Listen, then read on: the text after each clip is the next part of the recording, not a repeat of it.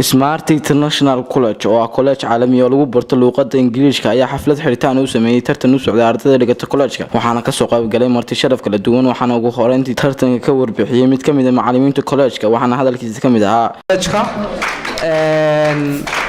san idin sheegay markii ugu horeysay tartankan wuxuu ahaa tartan aqooneed kaasoo in badan ka soo socday college-ka Smart International College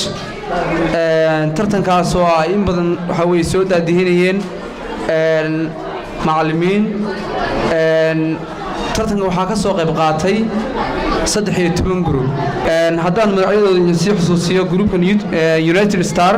Super Star, Super Hero, Super Flower, New Star, Sunlight Group, Sunshine, Super New Flowers, Smart Group, Hot Star, Lucky Learners, Leader of College iyo Power Group 13 group oo kamid ah groupada waxa weeye college-ka marka tartanka ka qayb galay macallimiinta la shaqeynayay iyo dhammaan tiimamkii ka soo qayb galay competition-ka haddii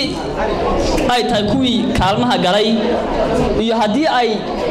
yihiin kuwii aan kaalmaha galin dhammaantii si isku mid ah ayaan isku hambalyeynaya maxaa yeelay guushanu ma aha guul hal group kaliya raacday ama hal koox kaliya raacday waa guul dhammaan wada raacday tiimamkii iyo kooxihii tartamayay maanta aad baan ugu faraxsanahay inaad dareenkayga la wadaago oo idinkala soo qayb galo tartanka quruxda badan runtii dadaalka iyo kartida iyo aqoonta la soo geliyey muddada badan ka soo socday college-ka Smart International College oo runtii dadaal badan ugu jira horumarinta bulshada kaabida aqoonta ardayda horumarka bulshada kor u qaadida waqtiyada iyo waxbarashada gobolka Sool oo runtii iyagana ku ammaanana dadaalka ballaaran ay ugu jiraan gobolkooda mas'uuliyadda ay qaadeen dadaalka maanta ay muujiyeen ay tartanka quruxda badan oo ku qabteen socday oo maanta la taagan yahay final competition-kii tartankii ugu dambeeyay markale waxaan u mahadnaqayaa labada group Super Star and Super Hero labadaba waxaan leeyahay congratulation khaasatan waxaan aad iyo aad ugu sii hambaleynayaa Super Hero kooxda guusha qaaday waayo meel hadii la isugu wada yimaado waxa la yiri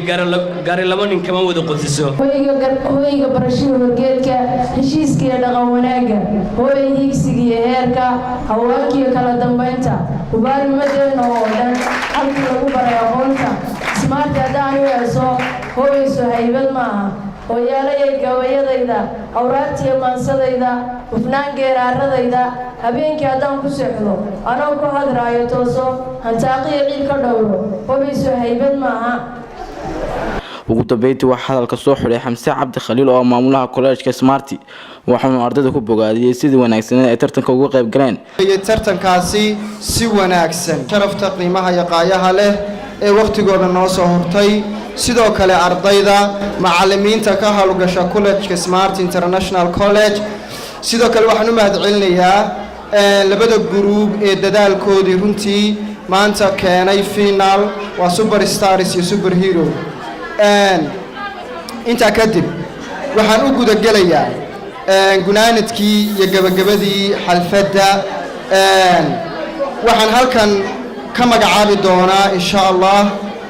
tartan awaariskii iyo sidii tartanka loo kala guuleystay waxaan ka codsanayaa marka koobaad haddaynu isxasuusino sanadkiisii xilligiisii waxaa finaalka isugu yimid United Stars iyo Super Hero oo maantana taagan Farxaan Maxamed Caydiid Som News TV Laascaanood